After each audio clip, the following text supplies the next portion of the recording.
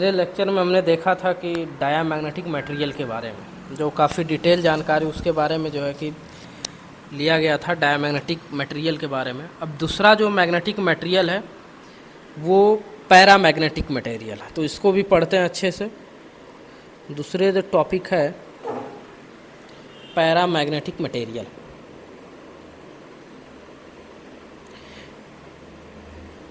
Paramagnetic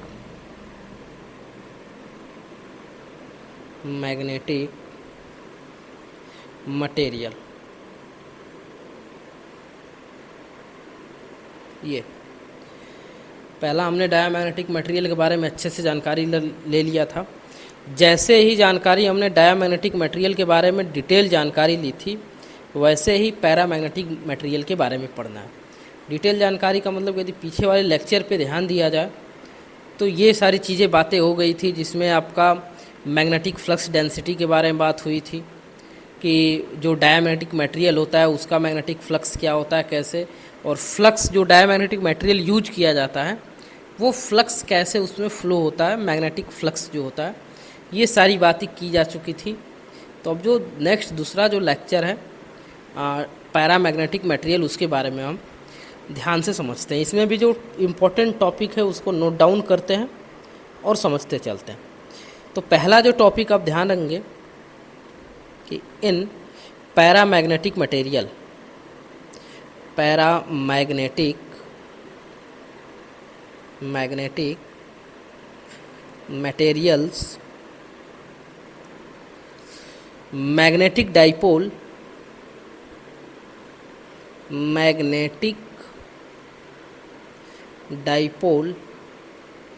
already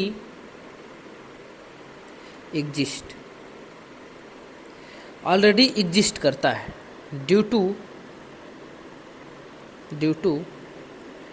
spin of unpaired electron and atom. ठीक है, अब इस पॉइंट को ध्यान समझिए।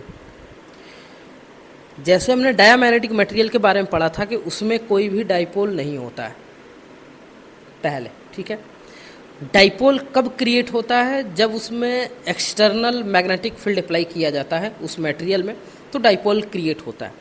इसमें पैरामैग्नेटिक मटेरियल में पहले से ऑलरेडी डाइपोल आपका होगा, और वो क्यों होगा? Due to spin of unpaired electron. आप किसी भी एटम में जानते हैं कि दो तरह के इलेक्ट्रॉन हो सकते हैं, एक पेयर हो सकता है, एक नॉन पेयर हो सकता है।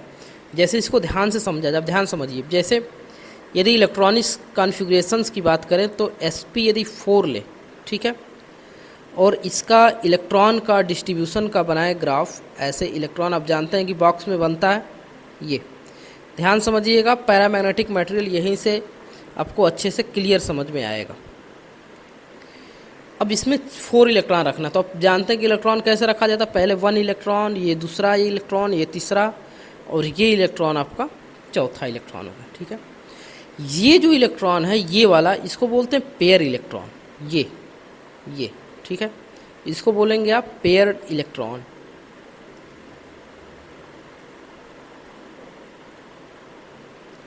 Paired electron.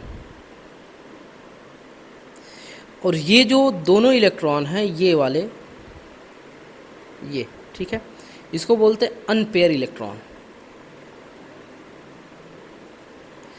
Unpaired electron. तो जो पैरामैग्नेटिक मटेरियल है उसमें डाइपोल ऑलरेडी एग्जिस्ट होता है। क्यों होता है? तो अब क्या बताएंगे, जो उनमें अनपेयर्ड इलेक्ट्रॉन है, ये अनपेयर्ड इलेक्ट्रॉन है, उनके स्पिन के कारण होती है। डाइपोल मोमेंट आप जानते हैं कि दो तरह से क्रिएट हो सकती है। डाइपोल मोमेंट,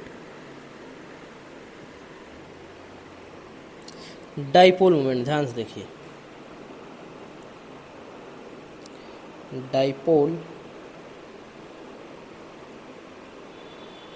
मोमेंट, एक तो स्पिन के कारण, स्पिन डाइपोल मोमेंट, ठीक है, पहला ये है, मतलब कि जो इसमें आपके एटम में जो डाइपोल मोमेंट बन सकते हैं तो स्पिन के कारण, और एक ऑर्बिटल डाइपोल मोमेंट भी होता है, इसमें स्पिन वाला ध्यान रखना है। ऑर्बिटल डाइपोल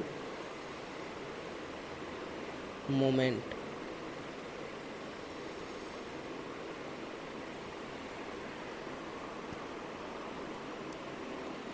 ये चीज़ है। तो इसमें जो होता है वो अनपेयर्ड इलेक्ट्रॉन के स्पिन के कारण जो है कि ये डाइपोल मोमेंट होता है, ठीक है। और कभी भी ध्यान रखेंगे कि spin does not cancel, spin ये नहीं कि ये क्लॉकवाइज घूम रहा है एंटी क्लॉकवाइज तो स्पिन कैंसिल हो जाएगा।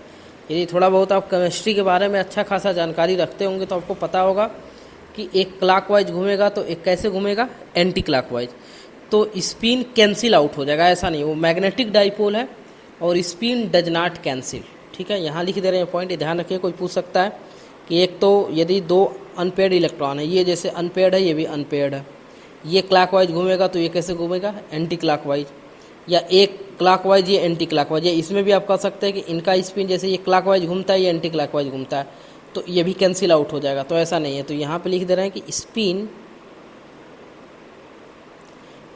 डज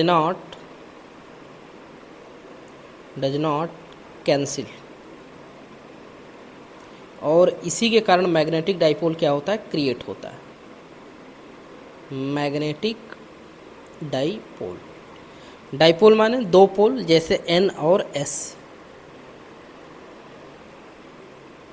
ये आप याद रखेंगे। ये नहीं कि एक क्लॉकवाइज एक एंटी, क्योंकि केमिस्ट्री में पढ़ाया जाता है कि एक क्लॉकवाइज घूमता है कि एंटी क्लॉकवाइज घूमता है, तो ये आप सोच के ना बैठ जाएं कि एक क्लॉकवाइज घूम रहा है एंटी क्लॉकवाइज घूम रहा है तो कैंसिल आउट हो जाएगा। तो स्पिन कभी भी कैंसिल आउट नहीं होता है, और उसी कारण से मैग्नेटिक फील्ड क्या होते हैं, वो आपके क्रिएट होते हैं, ठीक है।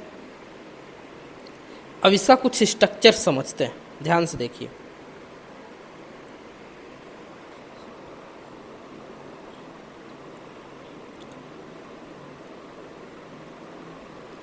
ये मान चलिए कि एक पैरामैग्नेटिक मटेरियल है, ठीक है। इसमें ऑलरेडी से पहले से डाइपोल होंगे, ऑलरेडी एग्जिस्ट करेंगे डाइपोल, तो ये डाइपोल हो गए, और डाइपोल इस डायरेक्शन में होंगे जैसे ये। अब ये ध्यान से देखिए, डाइपोल बनाते हैं पहले,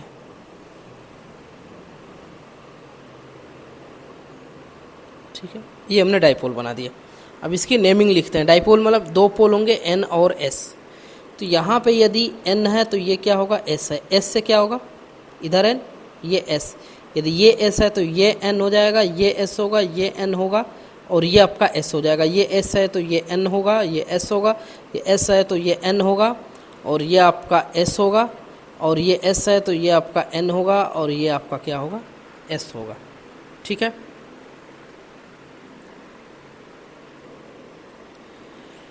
अब ये NS ऐसे, या ये इसको यदि ऐसे समझें, एक तीर के द्वारा इसकी ग्राफ भी बनाया जाता है बहुत सारे बुक में, किताब में। ये एक पैरामैग्नेटिक मटेरियल है जिसमें आपको सिर्फ अभी एक ही पॉइंट बताया गया कि इसमें ऑलरेडी डाइपोल एग्जिस्ट करते हैं, और जो अनपेयर्ड इलेक्ट्रॉन के स्पिन के कारण होता है, ठीक है। तो ये स्पिन के बारे में आपको बताया गया। अब ये ऐसे, अब इसमें यदि डायरेक्शन देखा जाए तो ये आपका ऐसे डायरेक्शन हो जाएगा, ये ऐसे, ठीक है, और ये इधर से, फिर ये ऐसे, फिर और जितना आप डाइपोल बनाना सकते हैं बना सकते हैं, कोई वो कन्फ्यूजन नहीं है, ठीक है। डाइपोल मोमेंट क्या होता है कि यदि जो ऐसे तीर के डायरेक्शन दिखाया जा रहा है ये वाला, तो ये N होता है और इसको ये S माना जाता है, ठीक है। ये डाइपोल मोमेंट होता है। अब एक चीज़ ये ध्यान रखिए कि इसमें जो यदि हम पूछे कि H इंटरनल क्या होगा, मतलब H इंटरनल अंदर का, तो सोचिए कि एक दूसरे के कैंसिल आउट हो गया। तो H इंटरनल का डायरेक्शन यदि इधर से इधर हम बनाएं तो H इंटरनल क्या हो गया, 0, H इंटरनल 0 हो गया। आया समझ में? क्यों? क्योंकि एक दूसरे को कैंसिल कर दिए सब। ये S है, ये N है, ये N है, ये S है, ये N S से ऐसे करके कैंसिल आउट हो गया।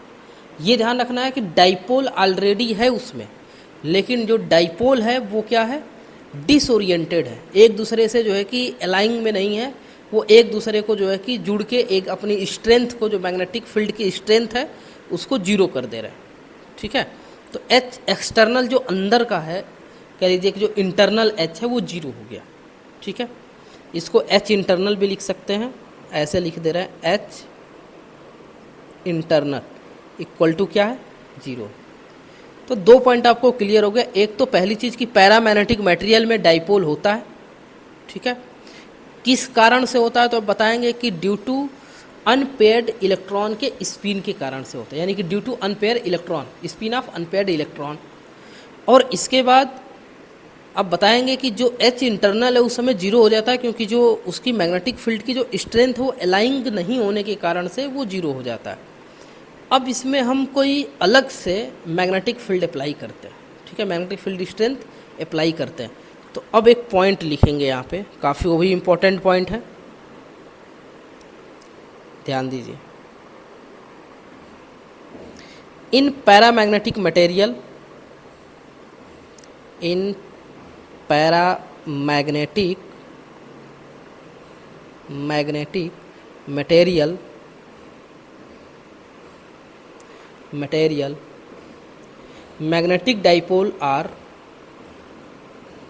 magnetic dipole are randomly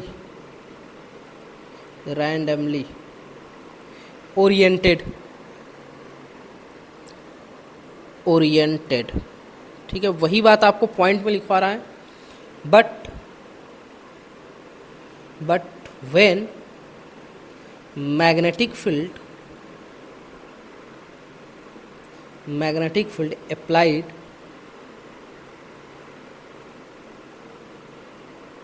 such dipole allowing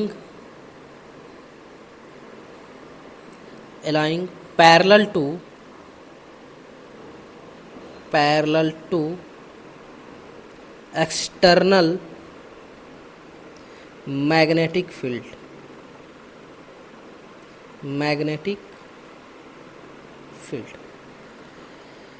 अब ये ध्यान रखिए कि रैंडम ओरिएंटेड होते हैं। ठीक है, इस वजह से जो है कि इसमें क्या होता है, जो आपका जो एच इंटरनल है वो जीरो हो जाता है। जैसे ही हम जो है कि कोई मैग्नेटिक फील्ड अप्लाई करते हैं, इसमें कि मैग्नेटिक फील्ड हमने अप्लाई किया, जैसे ही मैग्नेटिक फील्ड को अप्लाई करेंगे वैसे ही डाइपोल अलाइंग हो जाएंगे। डाइपोल जो है कि अलाइंग होंगे, और जो अलाइंग होंगे वो पैरेलल होंगे किसके, जो हमने एक्सटर्नल मैग्नेटिक फील्ड लगाया। डायामैग्नेटिक मटेरियल में क्या था कि वो जस्ट अपोजिट हो जा रहे थे, और इसमें क्या हो रहा है, पैरेलल हो रहा है। अब ग्राफ से समझिए, ये आपका पैरामैग्नेटिक मटेरियल है। ठीक है, ये पैरामैग्नेटिक मटेरियल हो गया। अब जैसे ही हम इसमें जो है कि एच इंटरनल लगाएंगे, एच एक्सटर्नल, ठीक है, तो ये अलाइन हो जाएंगे ऐसे वन लाइन।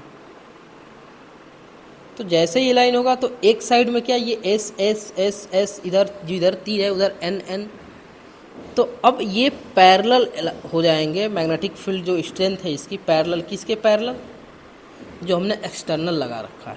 अब ये हो गया आपका एच इंटरनल। ठीक है, और इसको केवल एच से ही लिख सकते हैं। एच ये एक्सटर्नल है अंदर का। ठीक है, या इसको लिख दे रहे हैं ई एक्स टी, एक्सटर्नल जो हमने बाहर से लगा रखा है, और एच इंटरनल हो गया। अब डायामैग्नेटिक और पैरामैग्नेटिक में अंतर ये ही हो गया बिगेस्ट कि जैसे ही हम डायामैग्नेटिक में लगाते हैं एच एक्सटर्नल तो ये पैरेलल हो जाता है डाया, उसमें पैरामैग्नेटिक में। और डायामैग्नेटिक में क्या होता है, जस्ट अपोजिट हो जाता है। अब यदि फार्मूलों पे बात किया जाए तो एक तो फार्मूला हम मैग्नेटाइजेशन का पढ़े थे कि एम, इनके बारे में डिटेल बात हो चुकी है पिछले लेक्चर में। काई एम एच, ये पहले फार्मूले के लिए हम बात कर रहे हैं। ठीक है, अब ये फार्मूला हमने पढ़ रखा है पहले से। अब इसमें जो आपका एच है, एच क्या है, एच ये एक्सटर्नल है, ठीक है। इसको कहीं कहीं हम एच लिखेंगे तो ये समझ लीजिए कि एच एक्सटर्नल है, इंटरनल को एच इंटरनल लिख देंगे, ठीक है। तो अब हमने जो एच लगाया उसका मैग्नेटाइजेशन हुआ, तो यहाँ पे एम, ध्यान दीजिए लिख रहा है M, magnetization is parallel to H, जो हमने अप्लाई किया है एच। तो इसका मतलब जो काई एम की वैल्यू होगी वो होगी 0 से बड़ी। ये डायामैग्नेटिक में 0 से छोटी इसकी वैल्यू थी और ये क्या है 0 से बड़ी। नेक्स्ट यदि पॉइंट पे ध्यान रखें, हमने एक फार्मूला पढ़ा था ये कि mu R equal to 1 plus K chi M. अब इसमें जो काई एम है वो 1 की वैल्यू है, 1 से ज़्यादा है वैल्यू, मतलब 0 से ज़्यादा है, 0 से ज़्यादा होगी तो म्यू आर की वैल्यू क्या आएगी, ये टोटल वैल्यू आएगी 1 से ज़्यादा, ठीक है। और एक फार्मूला आपने अभी पढ़ा है कि mu equal to mu 0 mu R, ये पढ़ा आपने। तो अब ये टोटल वैल्यू होगी, ध्यान से देखिएगा, म्यू 0 से छोटी मगर म्यू 0 से बड़ी। क्यों? क्योंकि जो म्यू आर की वैल्यू है वो 1 से ज़्यादा है, तो यहाँ पे आएगा, अब ये दोनों इक्वल नहीं है, ये ज़्यादा है तो ये कम आएगा। तो यानी कि जो म्यू 0 की पहले वाली जो वैल्यू, म्यू 0 की वैल्यू कितनी है 4 पाई इंटू 10 के पावर -7, ये है। अब ये टोटल वैल्यू जो म्यू की वैल्यू आएगी ये इससे भी क्या आएगी, कम आएगी। तो अब सोचिए कि जो फार्मूला आपने एक ये पढ़ा है बी क्या है, flux density, B equal to mu 0, ये हो गया एच।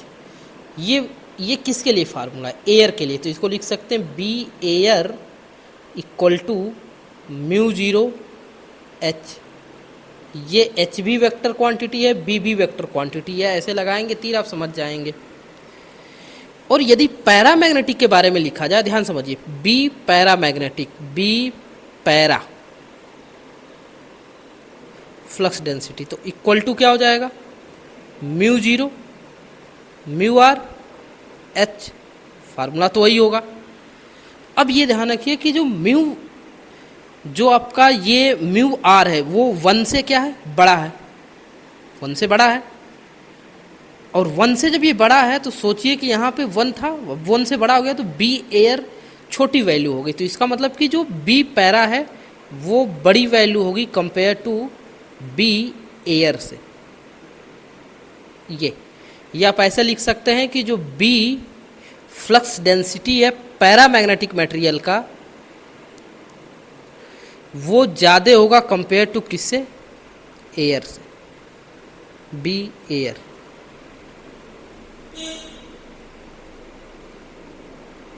ये ठीक है। क्यों? क्योंकि आप सिंपल यदि उतना नहीं आप जाना चाहते हैं तो इतना भी जान सकते हैं कि ये यदि ये वाली कंडीशन से, ठीक है, ये अब इसको हम पॉइंटेड करते हुए चल रहे हैं, ध्यान से देखिए। एक तो आपका ये है फार्मूला, एक ये निकल के आया उसी से रिलेटेड, इसके बाद आपने ये सारी चीज़ें देखी और उससे जो इम्पोर्टेंट निकल के आया आपका ये पॉइंट, ये इसका मतलब जो फ्लक्स डेंसिटी होगी वो फ्लक्स डेंसिटी ज़्यादा होगी पैरामैग्नेटिक मटेरियल की कंपेयर टू एयर से। इससे ही डायामैग्नेटिक में जस्ट अपोजिट था, ठीक है। तो अब यहाँ पे एक पॉइंट लिख लेते हैं, आप नोट कर लीजिएगा कि due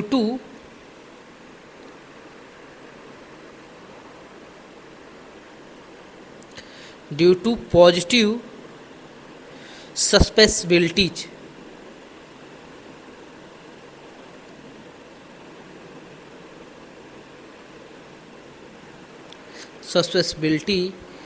the flux density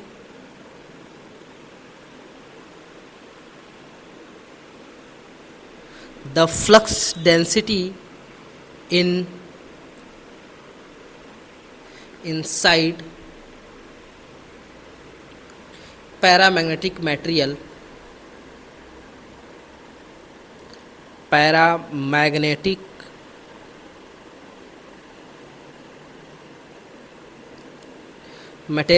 increase. ठीक है, कैसे? अब इसको ग्राफ से समझिए।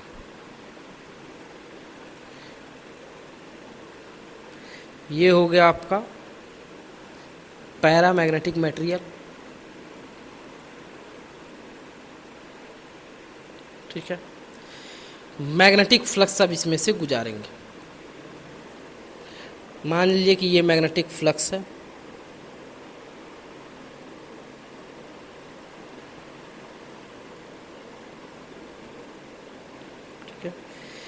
अब यहाँ की जो एयर है यानी कि जो बी आर है ये कम है कंपेयर टू ये ज़्यादा है, तो इसका मतलब कि यहाँ पे क्या हो जाएंगे, पास पास हो जाएगा। ठीक है, ऐसे हो जाएगा, यानी कि ये 1 से ज़्यादा वैल्यू है इसकी।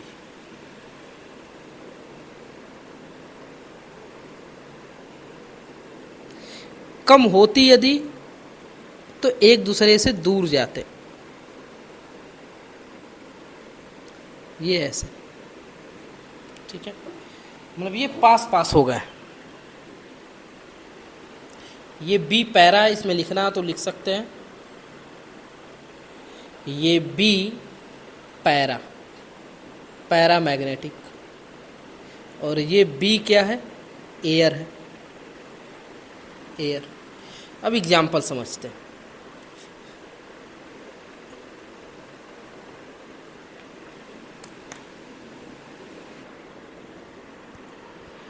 आपका जो है कि ऑक्सीजन है, ऑक्सीजन,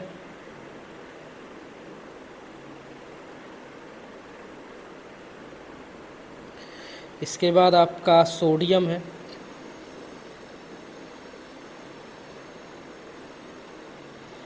सोडियम है, कैल्शियम है,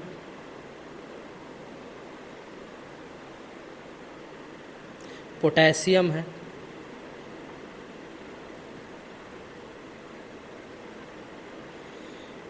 बहुत सारे ऐसे हैं आपके। ठीक है, एल्युमिनियम भी है इसी में, एल्यूमिनियम। ठीक है, एंड रेयर अर्थ मेटल जितने वो सब हैं।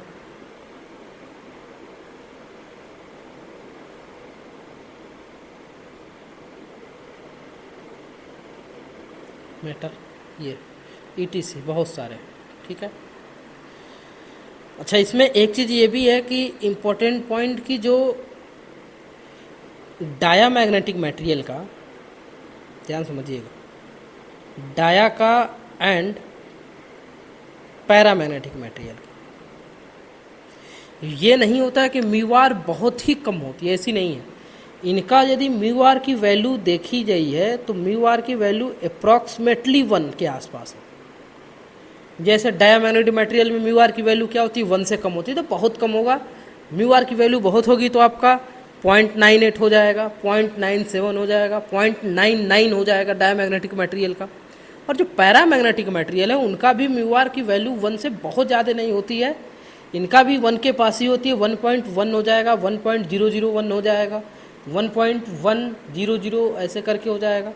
तो ये म्यू आर की वैल्यू बहुत ज़्यादा है, नहीं कि 1 है और किसी जो है कि पैरामैग्नेटिक मटेरियल का जो है कि 100 हो जाए, ऐसा नहीं हो सकता है।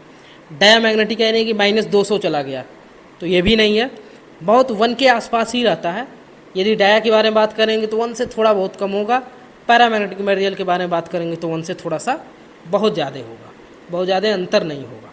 ठीक है, अब मैग्नेटिक मटेरियल के ही सीरीज में आते एक तीसरा मटेरियल आता है जिसको बोलते हैं फेरोमैग्नेटिक मटेरियल।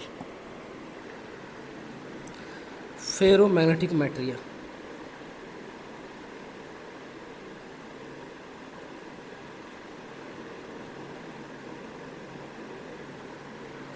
फेरोमैग्नेटिक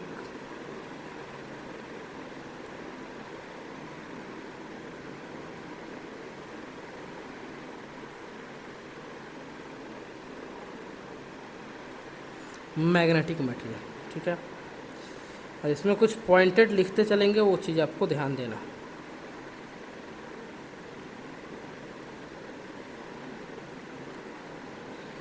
पहला पॉइंट तो ये है कि इसमें काफ़ी अनपेड इलेक्ट्रॉन होते हैं, ठीक है। लार्ज नंबर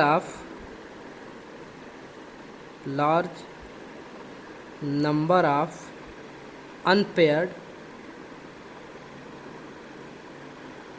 अनपेड इलेक्ट्रॉन, ठीक है। इसका मतलब कि वही सारी कंडीशन होगी पैरामैग्नेटिक मटेरियल की, लेकिन ज़्यादा होगी, ठीक है। अब इसमें जो है कि नेक्स्ट पॉइंट ध्यान दीजिए, these element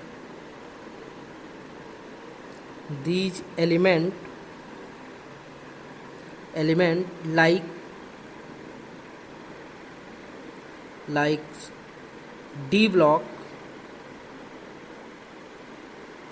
and F block of periodic table,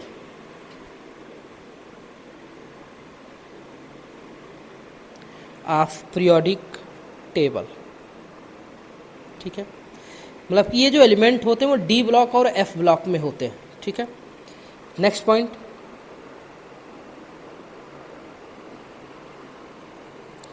बाकी तो आप समझें कि large number of unpaired electron होते हैं। तो जो large number of unpaired electron होते हैं, large number of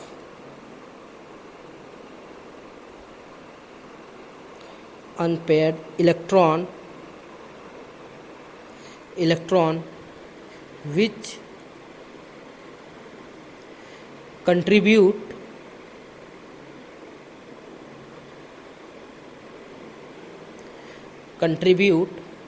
to spin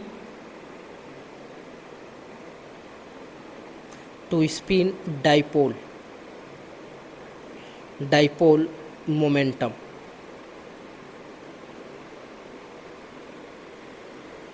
So they have large dipole, ठीक है, large dipole moment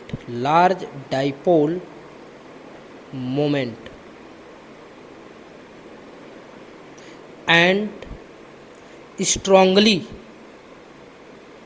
strongly magnetize, ठीक है। ये अब ध्यान से देखिए,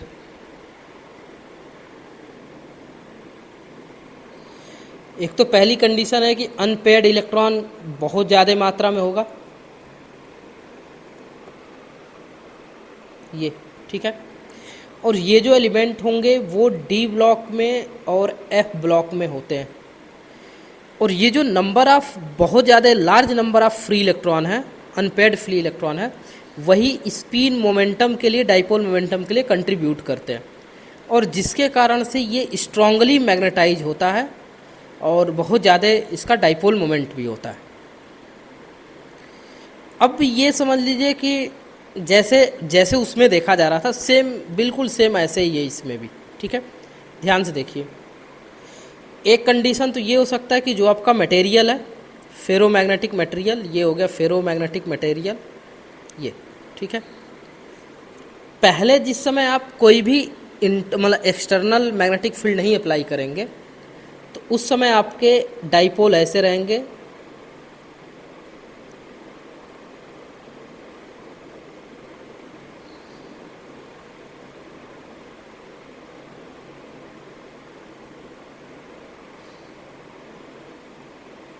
इस तरह से, ठीक है, रैंडमली बिखरे पड़े रहेंगे।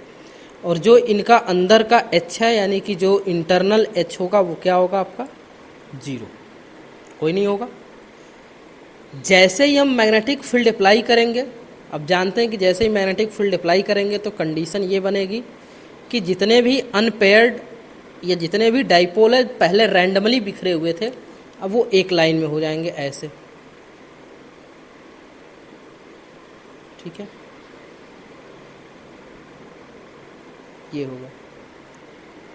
तो इसका मतलब कि यहाँ पे जो यदि देखा जाए तो जो H होगा उसकी वैल्यू 0 नहीं होगी, ठीक है।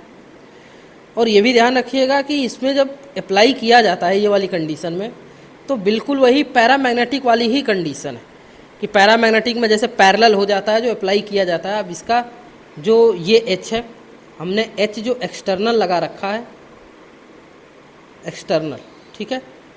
अब वो जो हमने एक्सटर्नल H लगा रखा है उसका भी डायरेक्शन ये है, इधर का पैरेलल है, बिल्कुल सेम वही है। पैरामैग्नेटिक मटेरियल आप पढ़ रहे हैं तो समझ लीजिए कि फेरोमैग्नेटिक मटेरियल के बारे में अब जानकारी है तो अच्छे समझेंगे। रिलेशन फिर वही, M मैग्नेटाइजेशन का फार्मूला काई M और ये H स्ट्रांगली मैग्नेटाइज होता है, तो इसका मतलब कि M की वैल्यू क्या होगी, M इज हाई। क्यों? क्योंकि स्ट्रांगली यहाँ लिख दे रहे हैं, स्ट्रांगली मैग्नेटाइज, ये हो गया। अब M की वैल्यू हाई है तो इसका मतलब कि जो काई M होगा उसकी वैल्यू 0 से बहुत ज़्यादा हाई होगा, ठीक है।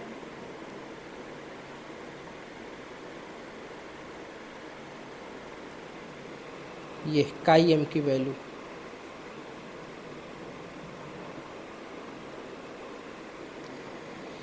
अब 0 से यदि बहुत ज़्यादा हाई होगा तो इसका मतलब कि एक कंडीशन आप ये जानते हैं कि फार्मूला कि mu R equal to 1 plus K chi M, अब इसकी वैल्यू भी 1 से क्या होगी, बहुत ज़्यादा होगा। इसका मतलब कि यदि ऐसे बात किया जाए कि B equal to mu 0 mu R और ये आपका H, तो यदि यहाँ पे ये इसकी वैल्यू ज़्यादा होगी कंपेयर टू म्यू 0 H से, मतलब ये एयर और ये आपका क्या फेरोमैग्नेटिक। तब इसी को हम ऐसे लिख सकते हैं इसको, ठीक है, ध्यान से देखिए, इसको लिख सकते हैं V फेरो, इसकी वैल्यू बहुत ज़्यादा होगी कंपेयर टू क्या, B एयर से। ये एक ही रखिए बस, ये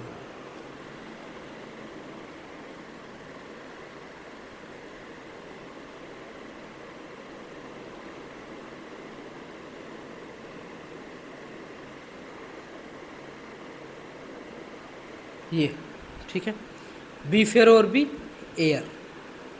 बाकी ये काई एम की वैल्यू 0 से बहुत ज़्यादा होगी, बड़ी होगी 0 से, ठीक है।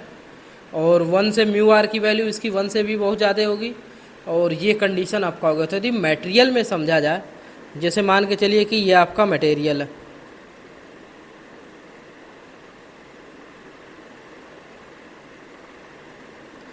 ये मटेरियल है, तो ये आपका बी फेरो और ये आपका क्या है, बी एयर।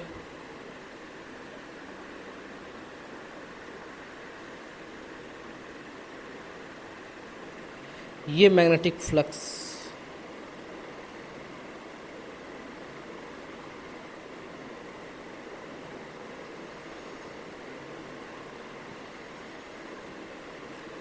अब ये 1 की वैल्यू बहुत ज़्यादा है इसमें, म्यू आर की वैल्यू, तो ये ऐसे हो जाएगा।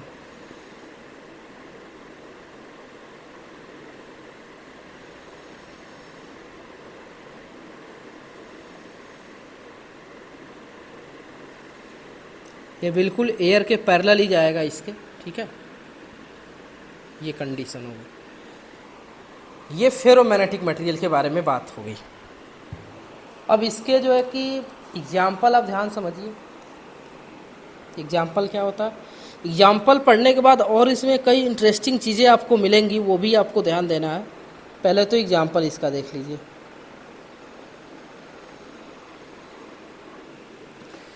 वैसे आप पहले से जान गए हैं कि F और D ब्लॉक के जो एलिमेंट होते हैं वो होते हैं। तो एग्जाम्पल कुछ लिख दे रहे हैं, जैसे आयरन हो गया Fe, आयरन है, कोबाल्ट है, निकिल है,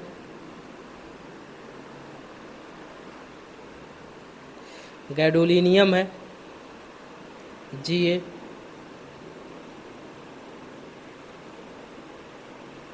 ETC, ठीक है।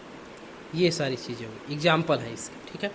बाकी F ब्लॉक के और D ब्लॉक के आप किसी भी एलिमेंट को लिख सकते हैं तो वो उसका जो है कि एग्जाम्पल हो जाएगा, क्योंकि उसी में वो पाए जाते हैं।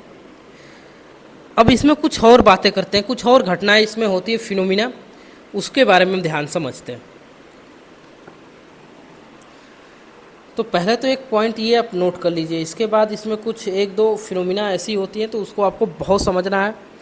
और ये वाली बातें आप जब समझ जाएंगे तो समझ लीजिए कि आने वाले समय में जैसे मशीन की डिज़ाइन की जाएगी तो आपको समझ में आ जाएगा कि नहीं मशीन की डिज़ाइन कहाँ से कैसे क्यों की जा रही है। पहला तो पॉइंट ये लिख लीजिए कि since ferromagnetic material, ferromagnetic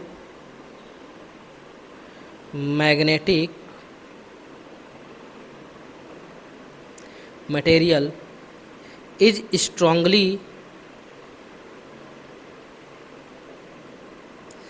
strongly magnetized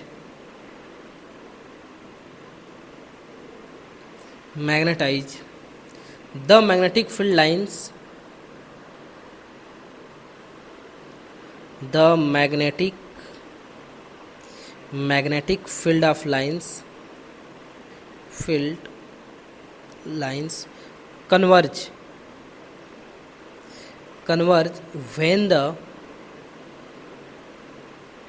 when the pass through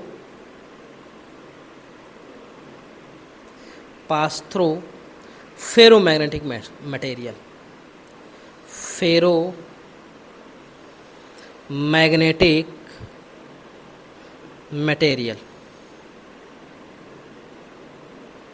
ठीक है। वही बात को लिखा गया है कि यदि स्ट्रांगली मैग्नेटाइज हो जाता है तो जो फेरोमैग्नेटिक मटेरियल से जो आपके field lines, magnetic field lines को गुजारी जाती है वो कन्वर्ज हो जाता है और बहुत ही पास होके जाता है, ठीक है। अब नेक्स्ट इसमें एक चीज़ और समझने वाली है जो आपको अच्छे से समझना पड़ेगा कि यदि कोई फेरोमैग्नेटिक मटेरियल, जैसे मान चलिए कि हम आयरन के बारे में बात कर रहे हैं, फॉर आयरन,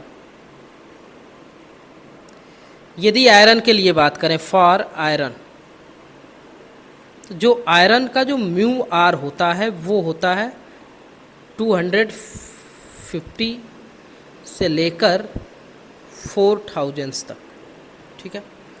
अब समझिए कि म्यू आर की वैल्यू आयरन के लिए इतने ज़्यादा, यदि बहुत ज़्यादा स्ट्रांगली मैग्नेटाइज होता है तो आप समझ सकते हैं कि स्ट्रांगली मैग्नेटाइज होने का मतलब ये है कि यदि इतनी वैल्यू है तो स्ट्रांगली मैग्नेटाइज होगा।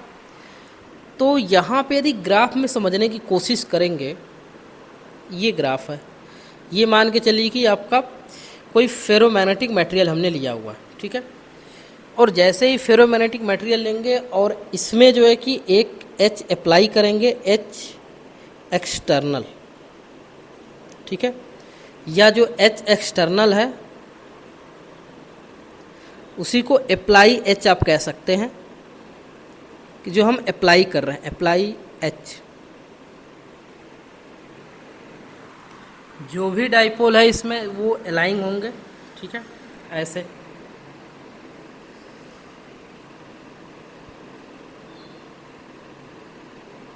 ये, और इसमें आप जानते हैं कि इसमें स्ट्रांगली ये मैग्नेटाइज होता है,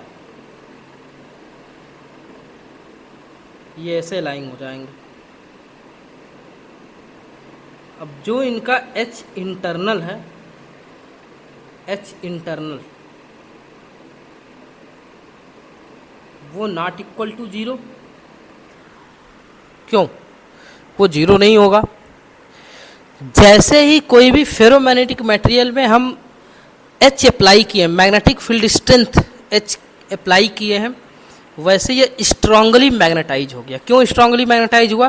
क्योंकि इसमें नंबर ऑफ अनपेड इलेक्ट्रॉन बहुत ज़्यादा हैं, और ज़्यादा अनपेड इलेक्ट्रॉन है तो इसका मतलब कि उनके जो स्पिन के कारण जो मैग्नेटिक मोमेंटम है वो बहुत ज़्यादा होगी, और मैग्नेटिक मोमेंटम बहुत ज़्यादा होने की वजह से स्ट्रांगली क्या हुआ, ये मैग्नेटाइज हो गया। आपने वो सारी चीज़ें ऊपर आपने पढ़ा हुआ। जैसे ये मैग्नेटिकली बिल्कुल इंक्रीज हो जाता है, ये मैग्नेटाइज हो जाता है स्ट्रांगली, तो अब ऐसे ही जो हमने H को अप्लाई किया उसको तुरंत हटा लें। अब H को हटाएंगे, जैसे ही H को हटाएंगे इसकी इस मटेरियल में जो फ्लक्स डेंसिटी है, जो H इंटरनल जो जीरो है पहले, अब ध्यान दीजिए दो कंडीशन। पहली चीज़, पहले जिस समय H हमने अप्लाई नहीं किया था तो उस समय ऐसे लिखिए कि हमने इसको अप्लाई नहीं किया था, नो अप्लाई, तो H इंटरनल क्या था, जीरो। ठीक है। दूसरी कंडीशन कि हमने H अप्लाई किया तो अब H इंटरनल क्या है, जीरो नहीं होगा, ये जीरो है, अब ये जीरो नहीं होगा। ठीक है। और अब ये स्ट्रांगली मैग्नेटाइज हो गया है। ठीक है। अब जैसे ही हम H को रिमूव करते हैं, H रिमूव, तो जो आपका H इंटरनल है वो तुरंत जीरो तो होगा नहीं, या कह लीजिए कि जो H इंटरनल है जीरो नहीं होगा तुरंत। क्यों? क्योंकि स्ट्रांगली मैग्नेटाइज हो गया वो। ठीक है। तो अब एक पॉइंट यहाँ पे आता है, अब वही लिखना, वही आपको जानना है। ठीक है।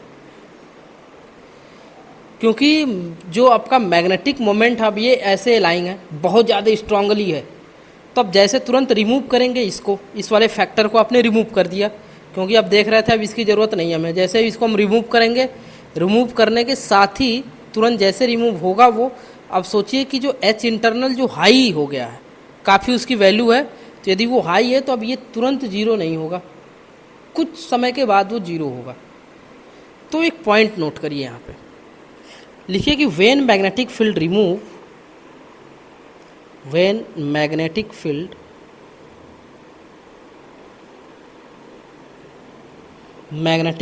Is remove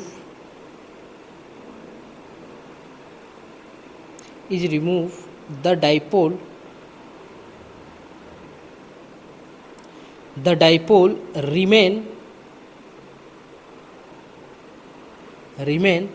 lying inside the material,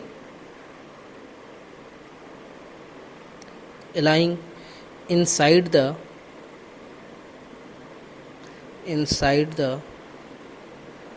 material,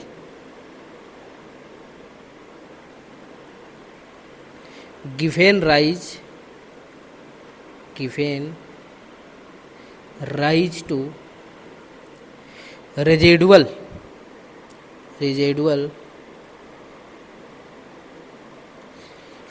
flux density।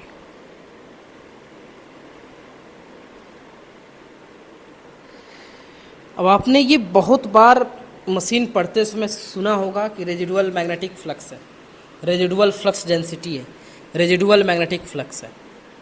अब आपको ये क्लियर हो गया होगा कि रेजिडुअल मैग्नेटिज्म कहाँ से आता है, रेजिडुअल फ्लक्स डेंसिटी क्या है और ये कैसे आया हुआ है। ठीक है। तो देखिए ध्यान से कि जब मैग्नेटिक फील्ड को रिमूव कर दिया जाएगा तो जो डाइपोल रिमेन अलाइंग जो हुए हैं इनसाइड द मटेरियल, वो तुरंत जीरो नहीं होंगे, वो धीरे धीरे होंगे। तो वही क्या करते हैं कि जो फ्लक्स डेंसिटी उसमें रह जाती है मटेरियल के अंदर, उसको बोलते हैं रेजिडुअल फ्लक्स डेंसिटी। और यही रेजिडुअल फ्लक्स डेंसिटी आपके मशीन में चल के एक अहम रोल निभाती है। ठीक है। बहुत ही इम्पॉर्टेंट कह लीजिए, मोस्ट इम्पॉर्टेंट ये पॉइंट है। और ये आपको डिटेल सारी ये जानकारी जो है कि आपको दी गई है कि नहीं कैसे रेजिडुअल कैसे हुआ। तो अब जो नेक्स्ट टॉपिक हम पढ़ेंगे यही नेक्स्ट टॉपिक होगा रेजिडुअल फ्लक्स डेंसिटी के बारे में। ठीक है। कि रेजिडुअल फ्लक्स डेंसिटी क्या होती है, जिसको BR से डिनोट करते हैं, जिसको रेटेंटिविटी के बारे में भी बोला जाता है, जो आपको बेसिक में भी पढ़ाया जाता है। और जो हिस्टेरिसिस के नाम से आप जानते हैं, हिस्टेरिसिस लॉसेस है, ये सारी लॉसेस भी यहीं से निकल के आती है कि ये कैसे ये सारी चीज़ें डिटेल होती हैं। यदि आप अच्छे से लेक्चर को सुनेंगे ध्यान से तो ये सारी चीज़ें आपको कंसेप्ट क्लियर हो जानी चाहिए।